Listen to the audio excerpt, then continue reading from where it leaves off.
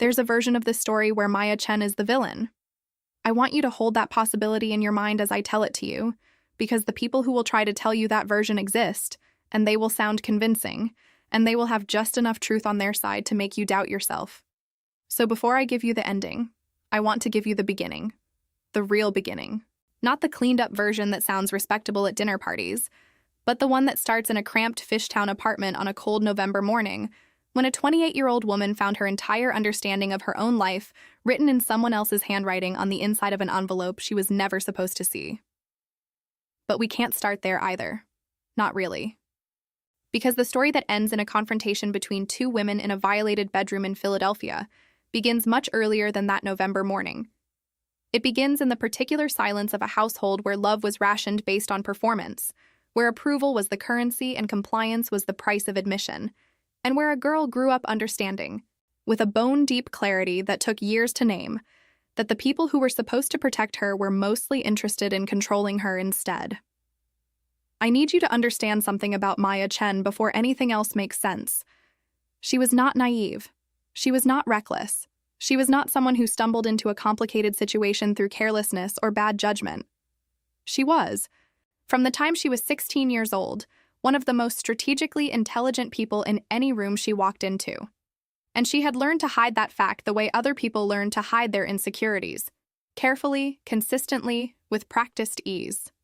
Her parents, Richard and Susan Chen, had come to Philadelphia from Taipei before Maya was born, built a modest but comfortable life in the northeast part of the city, and raised their daughter with a very specific vision of what her future should look like. Stable, predictable, legible to them at all times. They were not cruel people in the way that cruelty is usually understood. They did not shout, they did not strike. They expressed their love in food and sacrifice, an endless, exhausting expectation. And they had discovered early that the most effective tool in their parenting arsenal was not punishment, but the threat of withdrawal. Not of love, exactly, but of peace. Of the smooth, frictionless ease of their approval. When Maya did what they wanted, life was warm and uncomplicated. When she didn't, the atmosphere in the house changed in ways that were impossible to describe to a therapist, but instantly recognizable to anyone who had grown up inside them. The particular genius of her parents' control system was its invisibility. There were no explicit rules, no lists of prohibited behaviors, no formal consequences stated in advance. The consequences emerged organically, like weather, a certain chill in the house, a careful silence at dinner, her father's eyes moving past her when she spoke. She had learned to read those signs the way sailors read clouds, with a precision born of necessity. The approval could return just as suddenly. A compliment on her test scores, her mother pressing a second serving of 3-cup chicken on her plate, the house filling with the particular warmth of a family, performing its happiness for no one in particular. She had understood by the time she was 12 that these were not moods, they were communications. And she had learned to respond to them with the same careful attention she would later bring to client negotiations and security assessments. Not reacting, but computing. Not performing for love, but managing a system she couldn't leave. There was a specific memory she returned to sometimes, in the way you return to a scar to remember the shape of the original wound.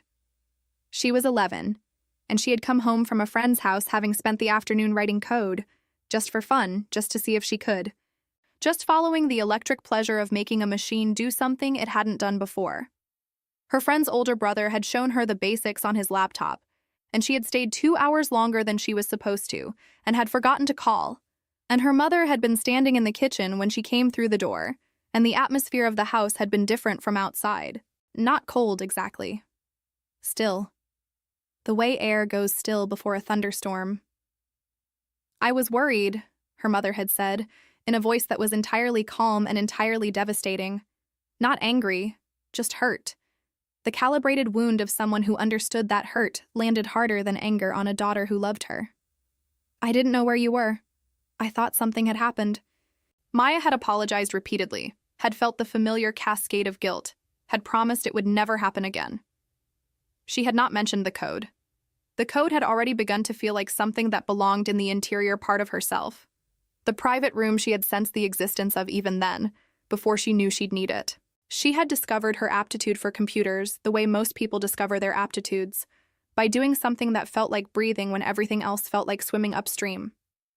She was 14, teaching herself Python from library books and YouTube tutorials, running scripts on a secondhand laptop she'd bought with babysitting money and hidden in the false bottom of a box under her bed. By 16, she was doing small security consulting jobs online, earning money her parents didn't know about, building skills that wouldn't have fit the narrative they were writing for her. By the time she arrived at Temple University to study anthropology, a major her parents approved of because it led, in their imagination, to a safe and respectable career in academia, she had already laid the groundwork for something they couldn't have imagined. The library books she taught herself from were mostly outdated by the time she got them. Technology moved faster than municipal acquisition budgets, but the fundamentals didn't change, and she had a particular gift for understanding principles rather than syntax, for seeing through the specific implementation to the underlying logic. She could pick up a new language the way other people picked up accents, feeling her way into its structure through the patterns that persisted across all of them. The first money she made from it was $40, paid through PayPal by a small business owner in New Jersey who needed his WordPress site patched against a vulnerability she'd found while doing something else entirely. She had charged too little. She realized that within a week, when she saw similar services advertised for 3 times the price, but the payment had arrived in her account on a Thursday morning, and she had sat at her desk looking at the notification on her phone and felt something she didn't have a word for yet. Something that combined the satisfaction of the work with the entirely distinct satisfaction of receiving compensation that no one else could see or control or require gratitude for. She opened a separate bank account within a month, a basic savings account at a credit union 3 neighborhoods from her house, the kind of place her parents didn't use and wouldn't think to check. She deposited every payment there, in cash when she could, by transfer when the amounts got large enough to make cash inconvenient. By the time she left for college, she had $14,000 in that account, earned in increments of $40 and $60 and occasionally $200 from clients who spread across a growing service area and who knew her only as a username she had carefully kept unconnected to her real identity. She had learned security through the practice of it. That, she would reflect later, was perhaps the only honest inheritance she could trace directly to her childhood. She chose anthropology deliberately, not because she didn't love it. She did genuinely, in the particular way you love something that teaches you to see clearly, but because it was the perfect cover. A graduate student in anthropology was exactly what her parents wanted her to be. Focused, academic, appropriately dependent. She called them every Sunday from her graduate apartment in Fishtown, sitting on the fire escape with tea and a view of the Kensington skyline, and she told them about her coursework and her teaching assistant duties and her modest life. And they told her she was making them proud, and for the duration of those calls, both things were true simultaneously. She was making them proud, and she was completely unreachable. One particular Sunday in her first year of graduate school stayed with her as a kind of representative specimen of those calls. She had been sitting on the fire escape in late October, watching the last of the leaves go golden brown over the Frankfurt Avenue corridor. And she had just come off a 3-day sprint that had resulted in Shadowbridge's first 6-figure contract, a penetration testing engagement for a healthcare company that had been so thoroughly impressed with her preliminary analysis that they'd asked her to write their internal security protocols as a follow-on project. She was exhausted and elated and feeling the specific expansiveness of a person who has just proven something to herself that she didn't entirely know she doubted. And then her phone had buzzed with the reminder she'd set. Sunday. Call parents. 7 p.m. She had taken a breath, shifted her posture almost unconsciously, the slight rounding of the shoulders, the careful deflation that was part of the shift, and dialed. "How's everything?" her mother had asked. "Are you eating? You sound tired." "I'm fine, just a lot of grading this week." "Your father wants to know if you're still thinking about the visiting fellowship in Taipei." "I'm still considering it." She was not considering it. She had never been considering it. But the shape of her future that her parents held, the academic trajectory, the safe and predictable arc of a career that would bring her back within their orbit eventually, required that she keep that door notionally open, that she inhabit their vision of her future, with enough detail and apparent investment to make it real to them.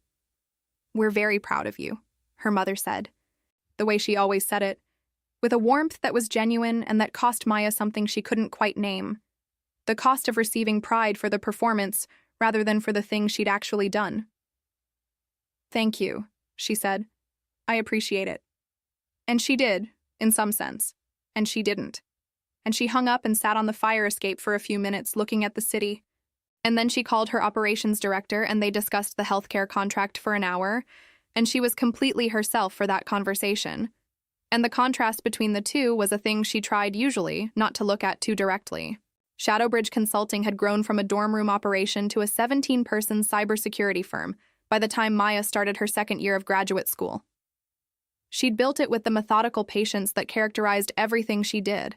One client at a time, one contract at a time, reinvesting every dollar into infrastructure and personnel until the thing she'd built had weight and momentum of its own. The previous year, Shadowbridge had grossed $3.2 million. Her clients included 2 Fortune 500 companies, whose legal teams required non-disclosure agreements Maya had signed without a second thought, and a federal agency she genuinely was not allowed to name. Not even here. Not even now. She owned the building her apartment was in. She had purchased it for cash 2 years ago, $840,000 wired from a business account that her parents, who still sent her $600 monthly for expenses, would not have been able to comprehend. The building generated $11,000 monthly in rental income from the other units. Her company's business account held $1.7 million on a slow month. Her parents thought she was surviving on a teaching assistant stipend and their generosity. She had kept these things separate with the same meticulous care she applied to everything else. Separate bank accounts, separate social media presences, separate wardrobes. 3 nights a week after her roommate fell asleep, she changed into designer clothing she kept in a locked storage unit on Spring Garden Street, called an Uber to her office in Center City, and became the person she actually was. The other 4 nights, she ate ramen and wore thrift store sweaters and thanked Jennifer Walsh for buying paper towels, and the performance was so complete, so internally coherent, that she sometimes wondered if the other Maya, the one who ran board meetings and signed contracts and ate oysters at Le Bernardin while closing $400,000 deals, was the performance, and this was the real thing. Philadelphia suited her in a way she'd never quite put into words. The city had its own version of that split identity, she thought, the historic neighborhoods butting up against the industrial present, the colonial architecture next to the concrete realism of SEPTA stations and corner bodegas, and the particular energy of a city that had been overlooked just long enough to develop its own deeply stubborn sense of self. She loved Fishtown in the early morning, before the coffee shops opened, when the streets had that quiet, industrial dignity of a place that had been working class for 100 years and was only now being discovered. She felt less fraudulent here than she imagined she would have in New York or San Francisco, cities that seemed to demand a declaration of who you were the moment you arrived. Jennifer Walsh had moved in September, referred by the university housing office after Maya's previous roommate had relocated to Boston. Maya had agreed because living alone in an apartment she owned would have required explanations she wasn't ready to give, and because she genuinely hadn't expected much from the arrangement either way. Jennifer seemed normal enough in the beginning. Friendly, reasonably considerate. The kind of person who left the kitchen clean and remembered to replace the toilet paper and engaged in the ordinary small negotiations of shared domestic life with sufficient goodwill.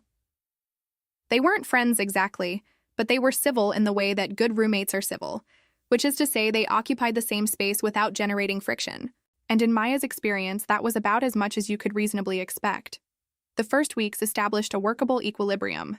Jennifer cooked occasionally and left portions in the refrigerator, which Maya appreciated in a genuine way that complicated the later months. Gratitude for the small things made the betrayal, when it came, land with a particular texture.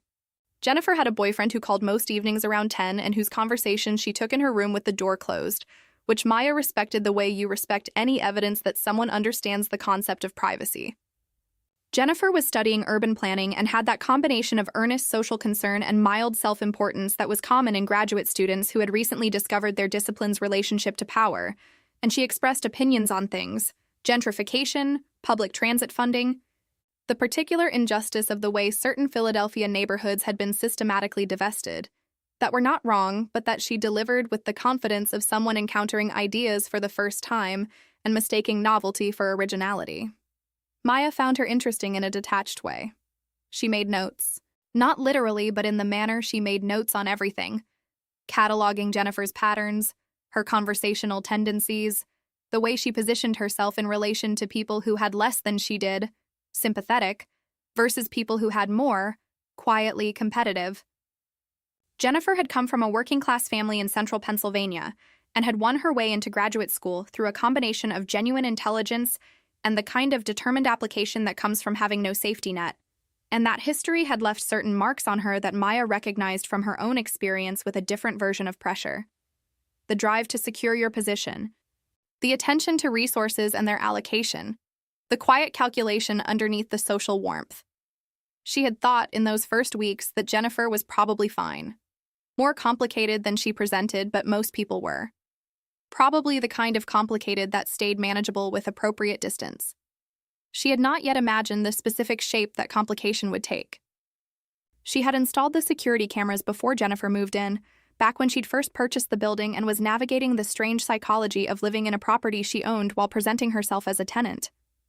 The cameras weren't hidden in any sinister sense. They were positioned at the front door, the common areas, the hallway. But they were small and unobtrusive, and she had never mentioned them to Jennifer because she hadn't thought it necessary. She was the landlord. She hadn't anticipated needing them for anything beyond basic security. She could not have predicted how useful they would become. If you've never experienced the particular cognitive vertigo of discovering that someone you trusted was never trustworthy, that a relationship you believed was one thing was actually, in its foundations, something entirely different, then I don't know that I can adequately describe what it is like. It's not quite betrayal in the clean, dramatic sense that word implies. It's more like the moment you realize that the ground you've been standing on is not ground at all, that what felt solid was an agreement you didn't know you'd made, and that its dissolution changes not just the present moment, but your memory of everything that came before it. Maya came home on a Tuesday afternoon in early November with 2 bags of groceries and a stack of anthropology papers she needed to grade, and Jennifer's bedroom door was partially open, and the envelope was visible from the hallway. She almost walked past it. The handwriting was what stopped her. That distinctive combination of her mother's rounded characters and the particular way Susan Chen formed the letter K, which Maya had been looking at since childhood, and which was as unmistakable to her as a fingerprint. She stood in the hallway for a moment, just stood there, holding her grocery bags, looking at an envelope that she already understood, on some level below conscious thought, was going to change something. Then she set the bags down quietly, walked to Jennifer's door, and looked. The envelope was open on the desk. She could read the note from where she stood. November payment. Keep reporting weekly. Focus especially on any men she meets. Mrs. Chen. The $500 in cash was fanned out beside it, as if Jennifer had been counting it. Maya looked at those words for what felt like a long time, but was probably 10 seconds.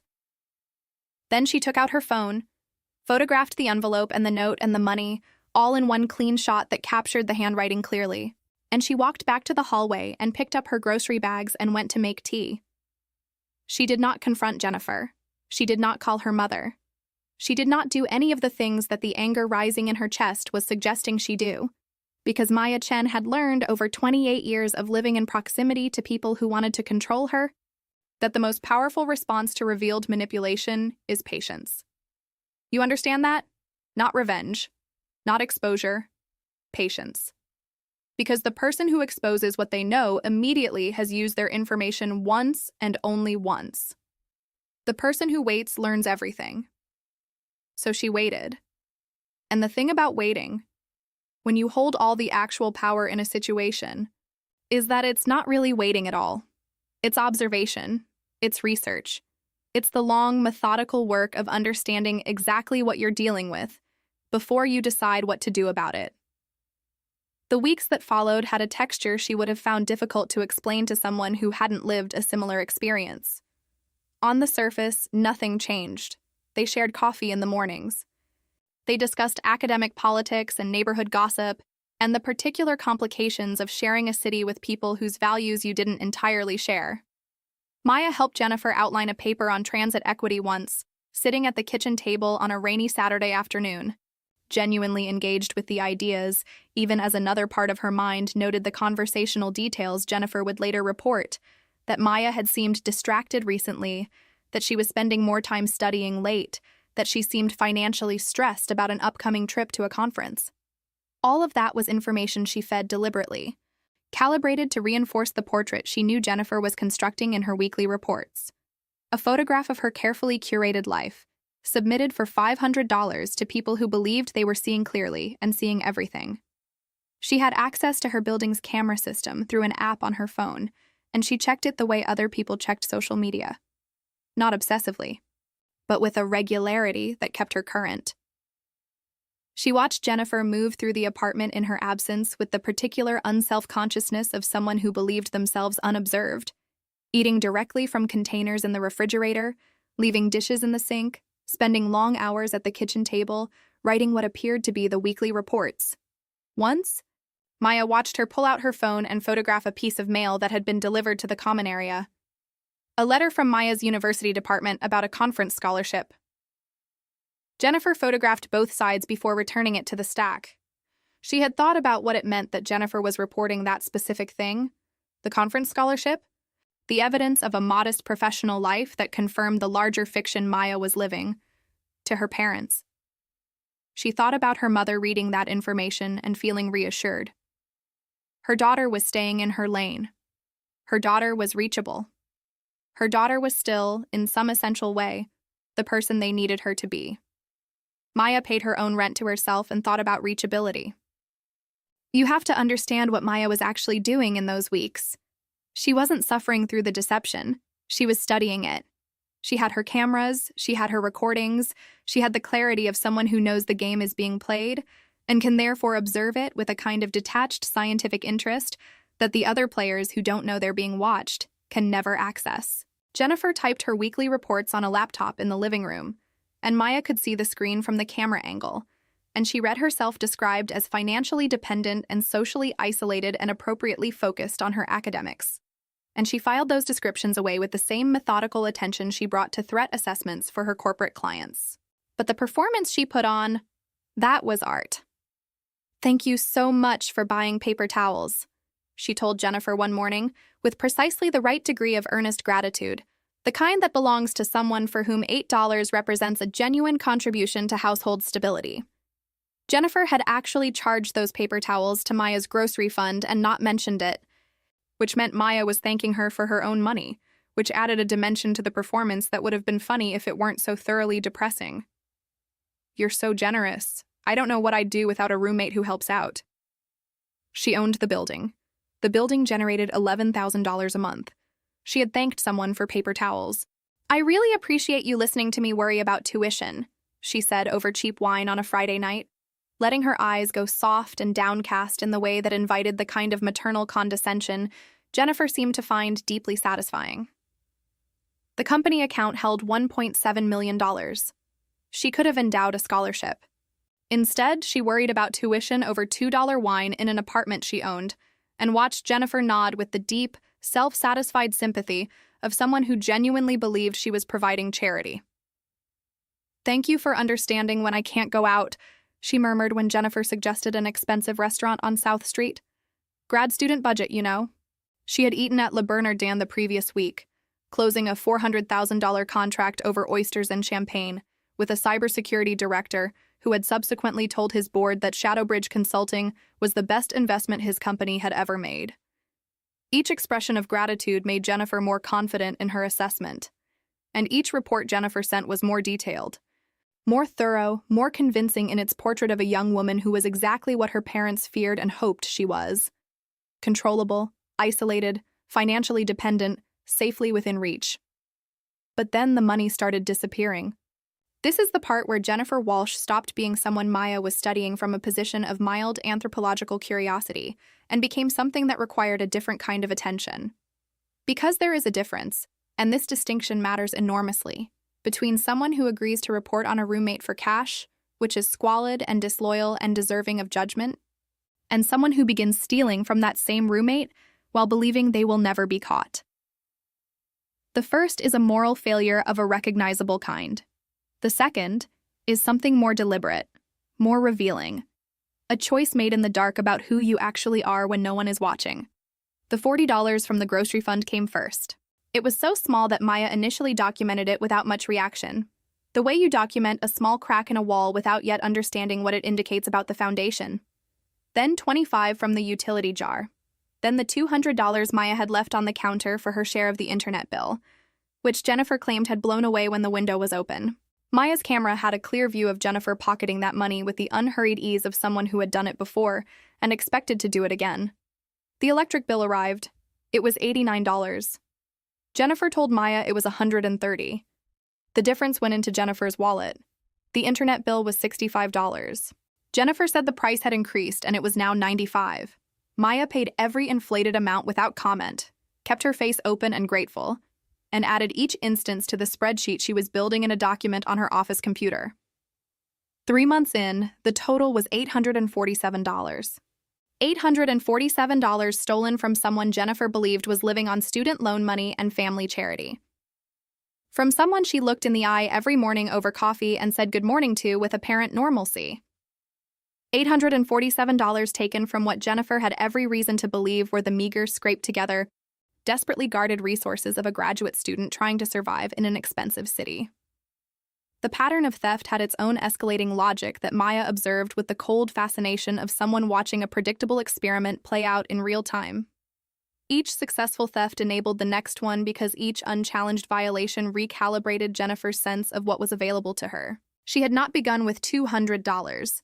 She had begun with $40, and the $40 had gone unremarked, and so $60 had seemed reasonable, and then $80, and then the larger amounts had arrived as incremental adjustments to an already shifting baseline, rather than as the category violations they actually were. This was a pattern Maya recognized from her corporate work. Security breaches rarely began with a dramatic intrusion. They began with small tests, probing queries, minor access violations, the digital equivalent of trying a door handle to see if it was locked. When those tests succeeded, the next attempt was larger, bolder, more confident. The system under attack was being trained, in a sense, to expect and accept a new normal. The attacker's confidence grew not from their own skill, but from the target's consistent failure to respond. She documented each instance in the spreadsheet without anger, which surprised her. She had expected to feel angry. What she felt was more like recognition, the same feeling she got when she identified a vulnerability in a client's system that she'd seen exploited before. Not surprise, but the specific satisfaction of having been right about the shape of the risk. One Thursday evening in December, she came home to find that the bottle of wine she'd been saving for a client call celebration, nothing expensive, but chosen specifically and left on the kitchen counter, was gone. In its place was an empty space and a sticky note that said, "Thank you, will replace," in Jennifer's round handwriting. The wine was never replaced. Maya waited 2 weeks before adding it to the spreadsheet, giving Jennifer every opportunity to do what the note had promised. She didn't. She would have replaced it, Maya thought, if she were the kind of person who made commitments she intended to keep. The note wasn't dishonesty born from thoughtlessness. It was dishonesty performed so reflexively that Jennifer might not even have experienced it as lying. She had written, "Will replace." The way you write things you intend to feel true even when you have no intention of making them true. That number mattered. It still matters to me, telling you this. Not because of its size. To Maya it was essentially nothing. But because of what it required Jennifer to think about the person she was stealing from.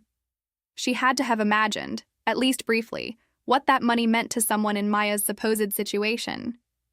She had to have understood that $40 from a grocery fund was $40 someone might need to eat, that the gap between $89 and $130 represented food, or transportation, or the small indignities of financial precarity that accumulate in ways people with money don't understand. She had to have thought about it and then chosen to take it anyway.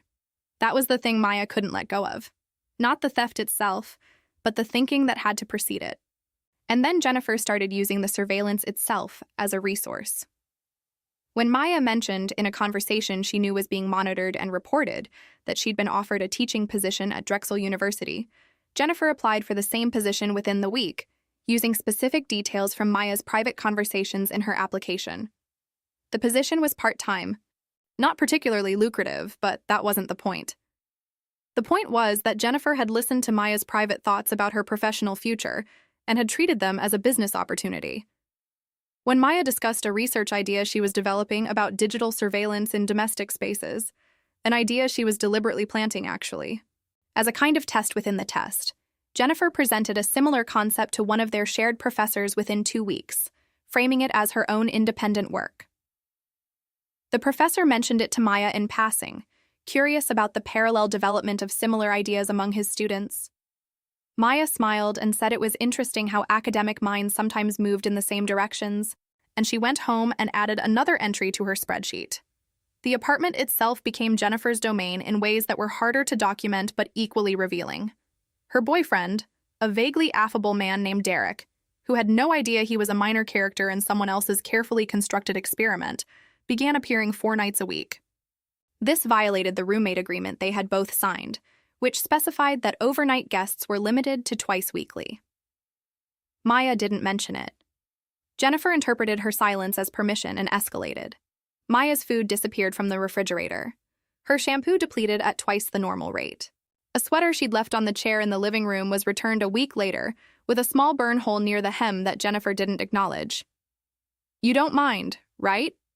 became Jennifer's constant refrain, delivered in that particular tone that wasn't actually asking, that expected the answer it wanted, that relied entirely on the assumption that the person being asked was too grateful for the relationship to risk disruption.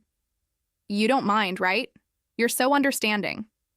She said it about the overnight guests. She said it about the food. She said it about the parties she hosted without warning, leaving the apartment in a state that took Maya an afternoon to restore while Jennifer went to brunch. She said it about Maya's phone number, which she had given to 2 marketing companies and a political canvassing organization. She said it about the things she borrowed and returned damaged and about the things she borrowed and didn't return at all. "You don't mind, right?" And every time Jennifer said it, Maya felt the words land in a specific place in her chest. Not pain, exactly, but something adjacent to it. The recognition of being legible to someone as a person who could be used.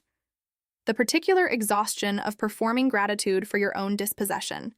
And underneath that, steady and cold and increasingly certain, the awareness that Jennifer's behavior wasn't spontaneous or situational.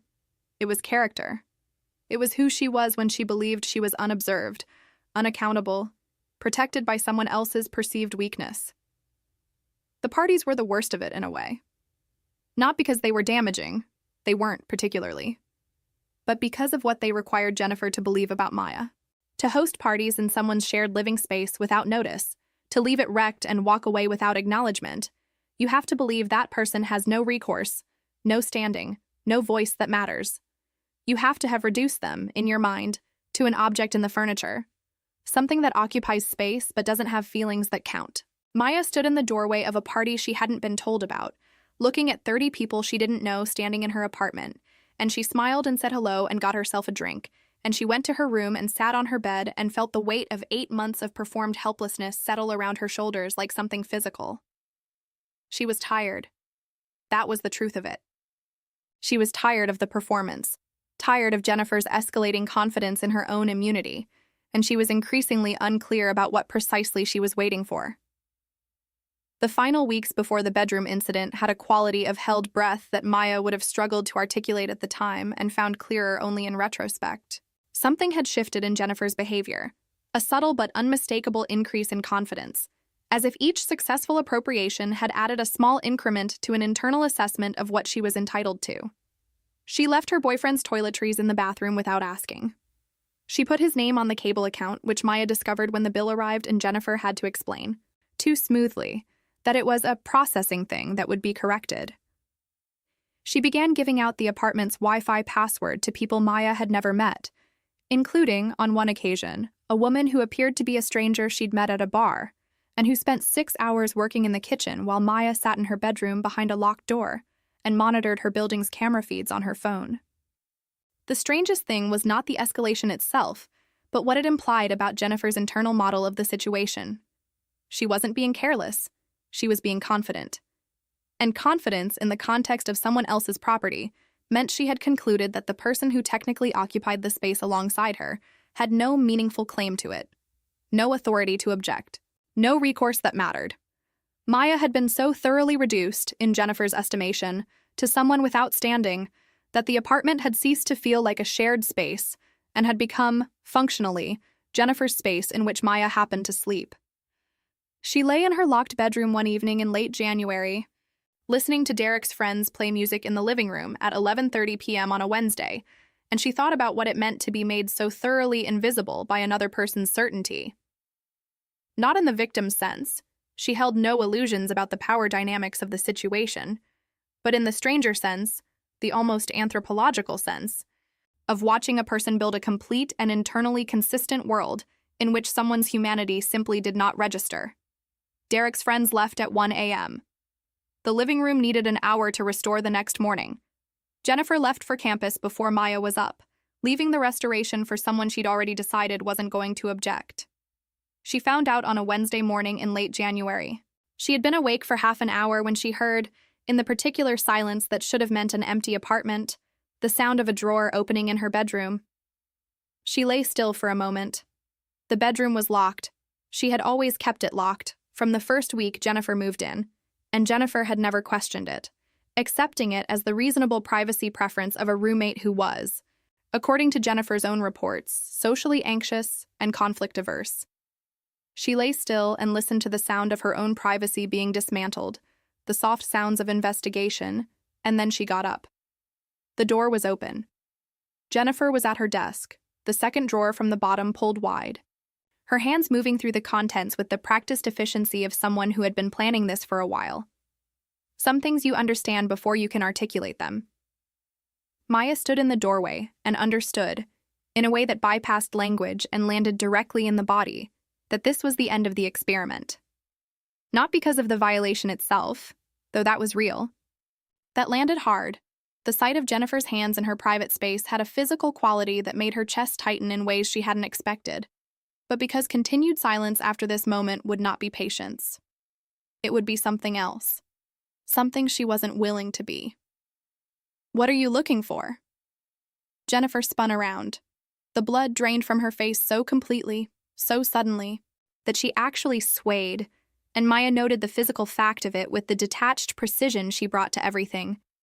This was what genuine fear looked like on a person who had believed themselves safe. "Your laptop charger," Jennifer said, recovering faster than Maya would have predicted. "Mine broke. I figured you wouldn't mind sharing since I've been so helpful with bills." Helpful. With bills she'd inflated. In an apartment she didn't know belonged to the woman she'd been systematically betraying for 8 months. Maya let the silence extend for a moment before she spoke. "Jennifer," she said. And her voice was the voice she used in boardrooms, the one that was calm to the point of being almost gentle, which she had learned was far more destabilizing than anger. "How much do you think my parents paid you to report on me?" You should have seen Jennifer's face. Not from cruelty. There was nothing gratifying about watching someone realize the floor had dropped from under them. But because what happened to her expression in that moment was the most honest thing Maya had seen from her in 8 months. The calculation was immediate and visible. Deny, deflect, minimize, or confess? The options scrolled across Jennifer's face like text. "What? I don't know what you're talking about." "I found the envelope in November," Maya said. "The one with $500 and my mother's handwriting. So let me ask you differently." She kept her voice even, almost warm. "How much did they pay you total? Over these 8 months?" Jennifer's mouth opened and closed. The game was over, and some part of her knew it. But the part of a person that accepts being caught takes longer to arrive than the part that knows it's lost. "Do you know how much money you've stolen from me during that same time?" Maya continued. "The grocery money, the utilities, the cash that mysteriously disappeared. I didn't steal. Would you like me to show you the recordings?" And this was the moment. This was the moment Maya had been building toward for 8 months without being entirely sure what she was building toward. And it arrived not with the dramatic weight she might have expected, but with a kind of quiet inevitability, the way things arrive when they've been coming for a long time. She pulled out her phone. "I own this building, Jennifer. I installed security cameras before you moved in. I have footage of every theft, every lie, every moment you went through my things when you thought I wasn't home." Jennifer said nothing. The silence had a quality Maya had not heard from her before. Not the comfortable silence of someone who believed herself safe, but the silence of a person who was reassessing every assumption they had made about their situation and finding each one incorrect. The confession came slowly, in pieces, drawn out by questions Maya asked in a tone so calm it felt almost clinical. How much did my parents offer you initially? $500 a month, Jennifer said. Her voice was very small. And you agreed because you thought spying on someone you lived with was worth $500 a month. I needed the money. Did you think about whether it was wrong? Maya asked. Not accusatory, genuinely curious. Did you consider, even for a moment, that I might deserve privacy? Basic respect. That there might be something wrong with reporting my private conversations to my parents for payment? Silence. When you stole from the grocery fund, Maya said, what did you think I would do for food that week? I don't know. When you reported my private conversations to my parents, did you imagine what they might do with that information? How they might use it to control me? I didn't think about it like that. When you went through my bedroom just now, what were you hoping to find? And there it was. In the silence that followed that question, something shifted in Jennifer's face. Not remorse, exactly. Not yet. But something preceding it. Some dawning awareness of the full architecture of what she'd done. Not just the reporting, which was bad enough, but everything built on top of it.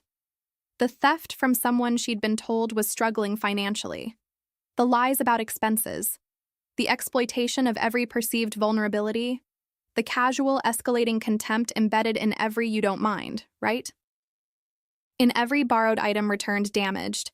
In every party thrown without notice in someone else's home. She had done all of it to someone she believed was powerless. And then Jennifer's face changed again, and this was the part Maya hadn't fully anticipated. The anger flooded in. You lied to me! Jennifer's voice rose, and it was real. The anger was real, and for a moment the room held two genuine feelings in collision. You've been deceiving me this whole time. You made me think you were poor, that you needed help. And all along you were what? Testing me? Recording me? That's psychotic. Maya looked at her. I'm the problem? Because I didn't tell you I have money? You manipulated this entire situation. The anger itself was something Maya had prepared for, intellectually, but had not quite anticipated in its specific emotional register. She had expected defensiveness. That was routine in confrontation scenarios, as predictable as a network firewall attempting to deny an authorized scan.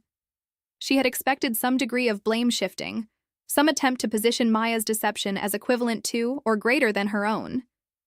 What she hadn't quite anticipated was the genuine quality of the outrage, the way it arrived not as performance but as actual indignation, the real emotional texture of someone who had just been told the story they'd been living in was wrong. Jennifer believed Maya realized that she had been wronged, not exclusively. She was not stupid, and some part of her understood the situation clearly enough to feel ashamed, but partly in a way that would require careful unraveling if it was ever going to be useful to her. The belief that Maya's concealment was a form of manipulation, that not telling someone you have money constitutes a kind of deception sufficient to offset theft and surveillance, that belief was the error. And it was the kind of error that came from a specific distortion in the way Jennifer processed accountability. She had learned somewhere that being wronged suspended the moral evaluation of your own behavior. That victimhood, real or constructed, functioned as a credit against culpability. And so the discovery that she had been operating with incomplete information had been immediately reframed, inside her own accounting, as something that settled a debt she now believed Maya owed her. Maya knew better than to try to argue her way through that reasoning in real time. You couldn't logic someone out of a defensive posture they'd taken with their whole nervous system.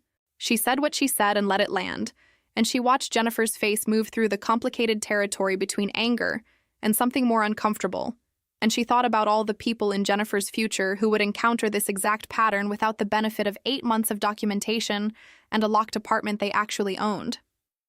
No, Jennifer. And here's where Maya's voice changed. Not in volume, not in temperature, but in something harder to name, a quality of absolute certainty that she had earned through 8 months of paying attention. I gave you choices. Every single day, you chose who to be. You chose to accept money to spy on someone who trusted you. You chose to steal from the grocery fund. You chose to lie about bills. You chose to go through my private spaces. I didn't make you do any of that. Your parents hired me to. My parents are wrong, Maya said, simply, without drama. They're controlling and invasive, and they had no right to pay someone to monitor me. But Jennifer, they hired you to report what I was doing. They didn't hire you to steal from me. They didn't tell you to lie about expenses. They didn't ask you to violate my privacy beyond the reporting they requested. You did all of that on your own. The anger was the rage of someone who'd been caught and needed desperately to reframe themselves as the victim. Jennifer was doing the work of repositioning, trying to make Maya's decision not to reveal her wealth equivalent to or greater than the theft, the lies, the surveillance. Trying to find the moral language that made what she'd done less than what had been done to her. Maya watched her scramble for high ground and felt something settle in her chest that she would have called, if she were being precise, weariness. Not anger, not satisfaction. Just the particular tiredness of watching someone choose, even now, not to be honest. Do you want to know what happens next? Maya asked. If you keep going the way you're going? Jennifer crossed her arms, the defensive posture of someone who was not ready to be changed. You'll find another situation like this, Maya said. Another person who seems vulnerable or trusting. You'll tell yourself it's fine to take advantage because they should have protected themselves better. You'll justify each small violation until you're doing things you never imagined you'd do. Her voice was steady, and the steadiness was not performance. It was genuine, grounded in the simple fact that she'd watched this exact process unfold over 8 months and she knew how it worked. And eventually you'll encounter someone who isn't running a test, someone who actually is vulnerable. And you'll destroy something real because you never learned that other people's powerlessness isn't your permission. You don't know. I know that I gave you 8 months of chances, dozens of opportunities to choose differently.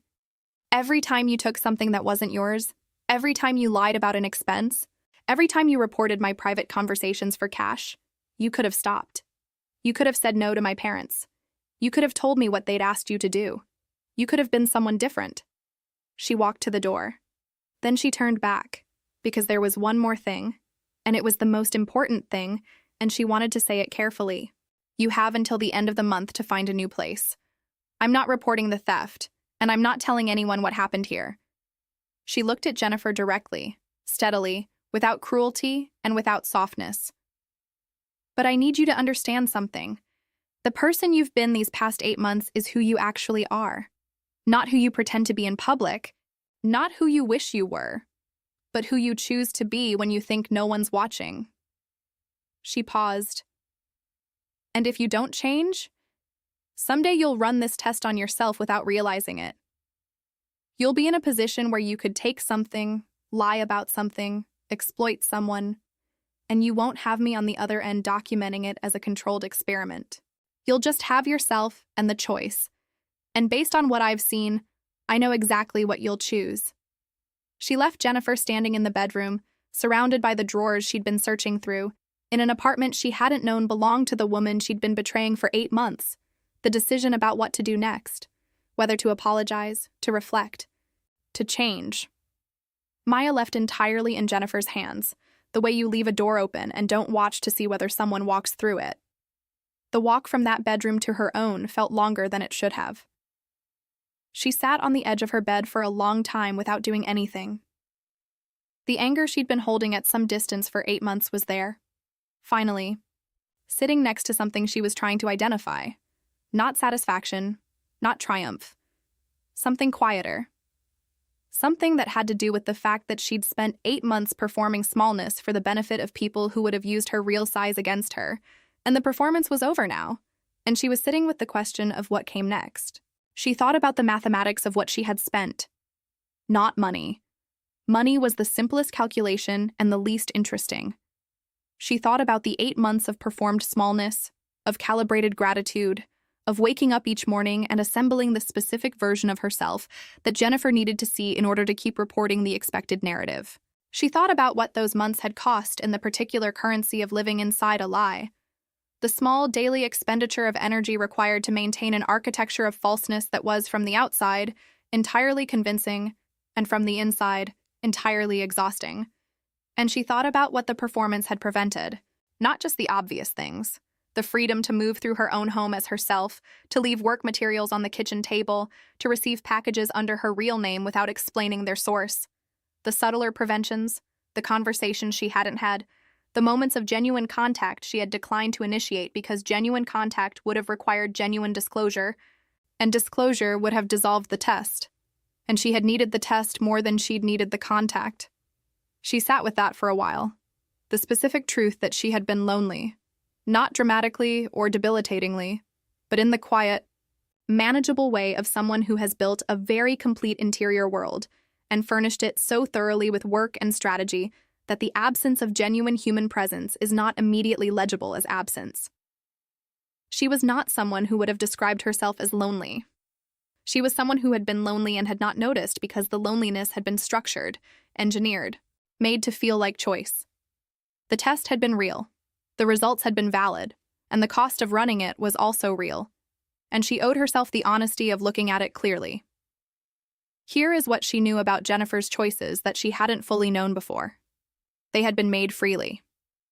Every time Jennifer took money that wasn't hers, every time she lied about an expense, every time she filed a report about her roommate's private life for $500, she had done it without coercion, without external pressure beyond the initial agreement.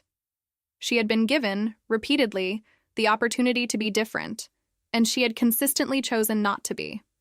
That consistency was information. That consistency was who Jennifer Walsh was, at least in this chapter of her life. But here was the other thing Maya knew. Sitting on the edge of her bed in an apartment she owned in a city she loved, running a company that employed 17 people who depended on her judgment. She had spent 8 months confirming what she already suspected about the world, and she had done it at the cost of 8 months of performed smallness, performed gratitude, performed need. She had been so focused on testing Jennifer's response to perceived immunity that she had not asked herself what kind of world she was creating by living inside the test. What would have happened, she thought, if she had told Jennifer the truth from the beginning? If she had said on the first day, "Here is who I actually am. Here is what I've built. Here is why I need to understand who you are before I decide whether to trust you." Jennifer might still have failed the test. She suspected Jennifer would have, but the test would have been conducted honestly. The 8 months would have been 8 months of living openly, and Maya was tired enough of the alternative that the cost of it was suddenly very clear to her. She didn't know then what she knows now about the kind of help that actually works. But she was beginning to understand the shape of what she'd been afraid of, that revealing her wealth and success would change how people treated her. And she was beginning to see that the fear itself had cost her something real. Not money. Something harder to quantify. The ease of being known. The particular relief of not performing. Jennifer Walsh moved out on the last Saturday of January, loading a rented minivan with the help of Derek, who seemed confused about the circumstances of the departure, but was too fundamentally good-natured to ask many questions. Maya watched from the front window of her apartment, her building, her window, and felt the specific relief of a long-running experiment reaching its conclusion. She helped carry a few boxes, said a genuine goodbye, and meant both things simultaneously.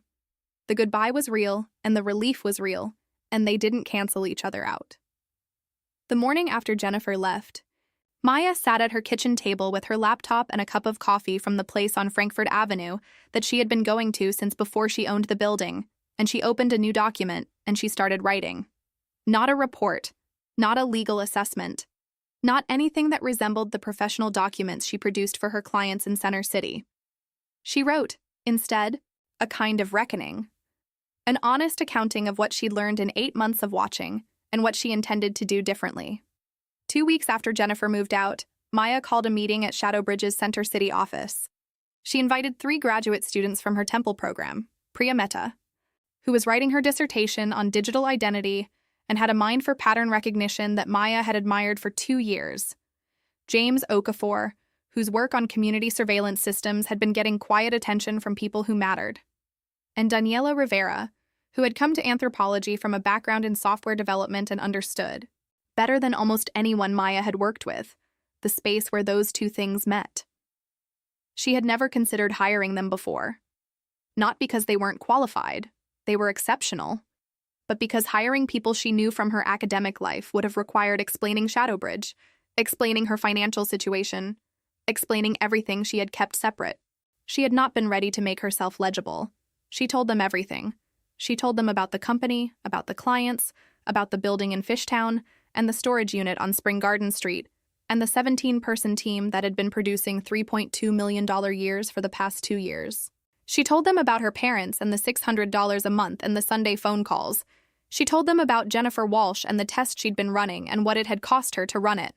She told them all of it, without editing for palatability or strategic self-presentation, just the full complicated truth of who she was and what she'd built, and why she was sitting across from them now instead of 6 months ago. The three of them listened in the particular silence that smart people use when they are recalibrating their understanding of something they thought they knew. Then Priya said, "So what do you need from us?" And Maya understood, hearing that question, what it sounded like when someone responded to honesty with genuine engagement rather than exploitation. She hired all three with starting salaries of $75,000 annually plus equity. She covered their tuition, all three had remaining coursework, and she structured it so that Shadowbridge sponsored their research in areas where it intersected with the company's work, which was more often than any of them initially expected. She mentored them through client presentations and security assessments and code reviews, and the 1,000 small skills she'd accumulated over 4 years of building a company before she was 25 years old. The growth that followed was not inevitable. Nothing is inevitable in business, whatever the retrospective accounts try to tell you. But it had a momentum that felt different from the careful, solitary growth of Shadowbridge's early years. Priya brought in a mid-sized financial services company in late spring, a client who had been referred by an academic contact, and who turned out to be the beginning of a thread that led to 3 more similar clients within a year. James's work on community surveillance systems attracted attention from 2 municipal government contracts that Maya had not previously considered pursuing. Daniela's hybrid background let her build a documentation and compliance structure that made Shadowbridge competitive for contracts that had previously required a larger staff to be viable. What she noticed, working alongside people who knew who she actually was how much of her own thinking had been compressed by the performance. There were ideas she had been sitting on for 2 years that she hadn't developed because development required conversation, and conversation required disclosure, and disclosure had been impossible.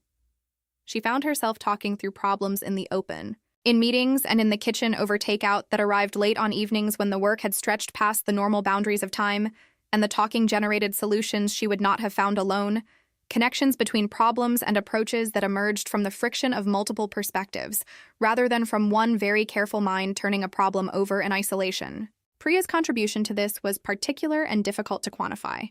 She had the specific quality, rare in Maya's experience, of being genuinely interested in how you'd reached a conclusion, rather than just what the conclusion was.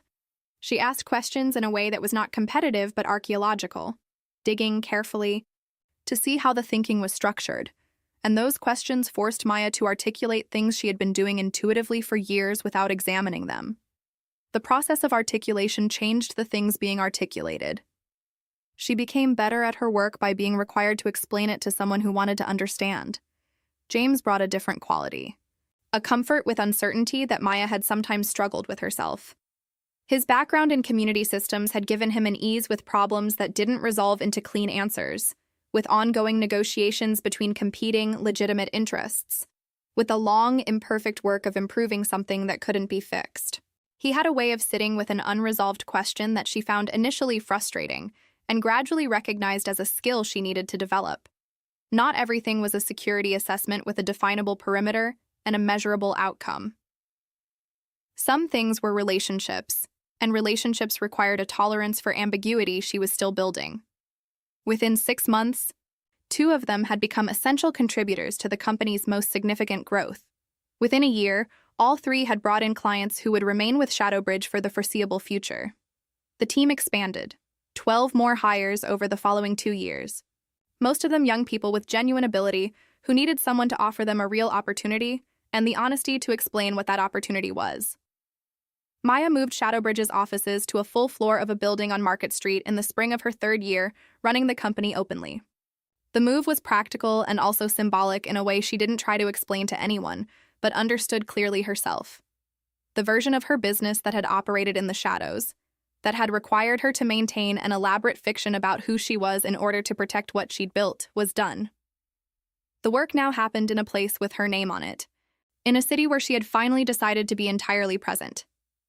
She began speaking at conferences, cybersecurity events, academic forums, the occasional panel on women in technology that asked her questions she found both important and slightly tedious, because the questions tended to be about obstacles overcome rather than work being done, and she was much more interested in the work. She published papers that drew explicitly on her anthropological training to analyze the social dynamics of security systems, the way organizations structured trust and vulnerability, and the particular human patterns that emerged around both. The papers got more attention than she expected. The conferences led to introductions that led to opportunities she had not planned for but was ready to receive. Her parents found out about Shadow Bridge on a Tuesday afternoon in March, when her father was doing a Google search for a home security company, and her name appeared in an article in a cybersecurity trade publication describing Shadow Bridge's work with a federal agency. He called her immediately. She answered because she'd been preparing for this call, in some form, for 4 years. The conversation that followed was exactly as difficult as she'd imagined and not quite as devastating, because she was no longer performing the person her parents expected to be disappointed by. She was simply herself, the woman who had built a company from a dorm room, who owned a building in Fishtown, who had 17 employees depending on her judgment, and 3 more she'd helped from a position of genuine honesty. She told them what she had built and why she had kept it from them, and what the cost of keeping it from them had been, and she told them that she was not going to continue hiding it. Her mother was quiet for a long time. Then she said, "Why didn't you tell us?" And it was not the accusation Maya had expected, but something smaller and more complicated, less anger than she'd braced for, and more of what she could only describe as grief. Grief at years of not knowing. Grief at the distance the secrecy had created. Grief at the Sunday phone calls that had been, from Maya's end, a performance. "Because I didn't trust that you'd let me keep it," Maya said honestly. Another silence. Then, "We would have." And then, after a pause that held all the complexity of that claim, "I think." It was the most honest thing her mother had ever said to her about her own controlling behavior, and Maya held it carefully, the way you hold something fragile that is also valuable. The relationship with her parents did not transform overnight. These things don't. The work of rebuilding trust between people who have spent years operating inside careful deceptions, even necessary ones, even understandable ones, is slow and imperfect and requires from everyone involved a willingness to sit with discomfort instead of resolving it prematurely. Her parents had to reckon with what they had hired Jennifer to do. Maya had to reckon with what her secrecy had cost them. None of it resolved cleanly or quickly, and she was honest enough with herself not to expect it to. One Sunday call, about 8 months after the initial revelation, stood out from the rest as a marker. She had been in the middle of a contract negotiation that had gone badly. A potential client who had seemed like an ideal fit had withdrawn at the last stage over concerns that were partly financial and partly, she suspected, about their discomfort with working with someone who looked like her, who was as young as she was, who didn't fit the profile they'd assembled in their imagination of what a cybersecurity firm's leadership should look like. She was tired and irritated and not particularly interested in managing her presentation, and she had called her parents, and when her mother asked how she was, she had said honestly, "Not great. Lost a contract I wanted today." The silence on the other end had held the familiar potential for many things. Then her mother had said, "Tell me." And she had.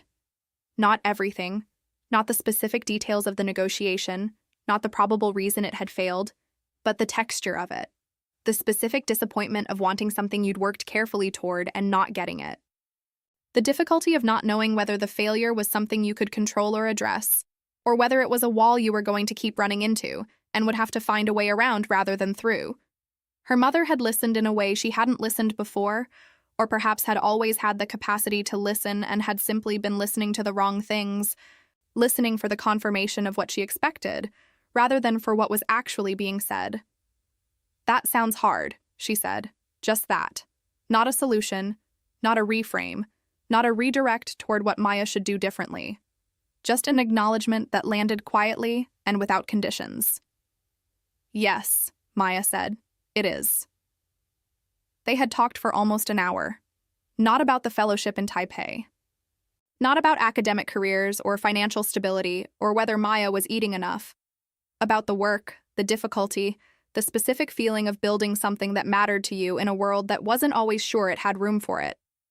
Her mother had questions she hadn't known her mother would know to ask. Her father, listening on the extension, she could tell, the way you always could. From the slight change in the silence on the other end, hadn't said much, but at the end he'd said simply, "We see you now." And the weight of those 4 words had pressed against her sternum in a way she was not prepared for. She had cried a little after, not from sadness, from the specific quality of a weight being set down. But the Sunday phone calls changed. The performance ended. She told her parents about contracts and clients and decisions she was wrestling with, and they responded, sometimes helpfully, sometimes not, sometimes with the reflexive control impulse that she had spent 4 years hiding from, and the relationship became real in a way it hadn't been in years. Imperfect and real, which she had learned by then, was the only version of reality on offer. There's a detail I want to give you before I close this story, because it matters and because it's the kind of thing that gets lost in the larger narrative. In the spring of the year after she expanded Shadow Bridge's offices to Market Street, Maya received an email from Jennifer Walsh. It was short, imperfectly composed, and clearly had been written and deleted several times before being sent. Jennifer said that she'd thought about what Maya had told her, that she'd been in therapy for the better part of a year, that she understood now what she'd been doing and why she'd been doing it, and that she was trying to become someone who didn't make those choices. She did not ask for forgiveness. She did not request anything. She just said the thing and let it land, which Maya recognized as the hardest kind of honesty. Maya sat with the email for 2 days before writing back. She said that she appreciated the message and that she hoped the work was going well. She said that she meant what she'd told Jennifer about the kind of person you become when you make certain choices repeatedly. And she said, because it was true. And because she had decided to be the kind of person who said true things, that she thought the fact of the email itself was evidence that change was possible. She didn't say she forgave Jennifer. She wasn't sure forgiveness was the right category for what she felt. What she felt was more like completion. The arc of the thing had reached its proper end. Not in triumph or punishment, but in something quieter and more durable. 2 people, both changed by what had happened between them, moving forward separately into their own lives. And Maya moved forward into hers. The company grew. The team grew. She hired people who were excellent at their work and honest about their limitations. And she learned, gradually and imperfectly, to be honest about her own. She helped people who deserved helping, not from a hidden position, not as a test, but openly, from a place of genuine abundance that she had decided not to apologize for. She had spent 4 years hiding what she'd built, and then 8 months hiding it inside someone else's test of character, and she was done with both versions of concealment. Abundance wasn't something to manage carefully, so that no one could use it against you. It was something you deployed in the service of things that mattered, toward people who would build rather than extract, in a city that had been working class long enough to know the difference. She still rode the bus sometimes, not out of performance, but because Fishtown to Center City on the Market-Frankfurt line was 22 minutes, and she liked the city from that angle. The elevated track above Kensington Avenue, the view of rooftops and water towers, and the particular gray-blue light of a Philadelphia morning. She liked sitting in the ordinary flow of a city going about its business, anonymous in the way you can only be anonymous in public transit, carried alongside hundreds of people with their own private architectures of chosen and unchosen things. The woman across from her on the train one morning in March. This was the second spring after Jennifer had left, nearly 2 years later, was maybe 60, reading a paperback with intense concentration, a reusable bag of groceries on the seat beside her. She looked up when Maya sat down, made brief eye contact, and then looked back at her book. Just a moment. Just 2 people occupying the same space for 22 minutes on a train above a city that was, among its many contradictions, the place where both of them had chosen to build their lives. Maya thought about what it meant to be seen, briefly and without consequence, by someone who had no idea who she was. She thought it was probably the most honest version of herself. Not the CEO, not the daughter, not the person in anyone's story. Just someone on a train, going somewhere. She liked it. What Maya Chen's story teaches us, and I mean this in the most practical, Empirical sense is something that psychology researchers have been quietly documenting for decades. Studies on organizational behavior and interpersonal trust consistently show that environments characterized by surveillance and control don't produce the compliance they're designed to produce. They produce performance. They produce the appearance of compliance alongside genuine expertise in concealment, and they generate, in the people subjected to them, a sophisticated understanding of the gap between presented self and actual self that becomes, eventually, a survival skill. Maya learned to perform dependency so convincingly that she fooled a surveillance system her parents had specifically constructed to detect her authentic behavior. The surveillance made her better at hiding, not worse. It made her a more nuanced observer of human behavior, more careful about trust, more strategic about disclosure. It prepared her, without intending to, for a career in cybersecurity, a field that is essentially the study of what people do when they believe they are unobserved. Research on betrayal and recovery suggests that the most damaging element of a betrayal isn't the specific action, but the rupture in the model the betrayed person carries of how the world works. Maya's parents didn't just hire Jennifer Walsh. They confirmed a specific theory of the world, that people who know you have resources will use those resources against you, that safety requires concealment, that power must be hidden to be preserved. That theory cost her 4 years of secrecy and 8 months of a test she ran to confirm what she already suspected. What changed her wasn't Jennifer's failure. It was the discovery after that the theory wasn't universally true. That Priya and James and Daniela, given honesty instead of concealment, responded with engagement rather than exploitation. That trust, extended carefully and with eyes open, could generate something entirely different from what Jennifer had generated when offered the same freedom from observation. The research on this is consistent and not particularly surprising. The people who recover most fully from betrayal are not those who become more defended, but those who become more discerning. Not less trusting in general, but better at identifying who specifically deserves their trust. Maya didn't stop testing people. She just stopped running tests in secret. She started showing them who she actually was and watching what they did with that information. And it turned out that most people, given a real person to respond to rather than a performance, responded in kind. Most, not all, but most. And most, she had decided, was enough to build a life on. That's where I'll leave you with this story, except to say one more thing. Jennifer Walsh was not a monster. She was a person who made consistently bad choices when she believed herself unobserved, and that is a version of failure that exists in almost everyone to some degree, the question being only of scale and consequence. The difference between Jennifer's failure and the choices that most people make isn't categorical. It's a matter of how much we let our behavior change when we believe no one is watching. Maya ran an 8-month experiment on that question and got a clear answer. The more interesting question, the one I want you to sit with after this video ends, is what your answer would be. Not in the dramatic scenarios. Those are easy. But in the small ones. The $40 from the grocery fund. The expense report rounded up by 15%. The private conversation repeated because it was useful.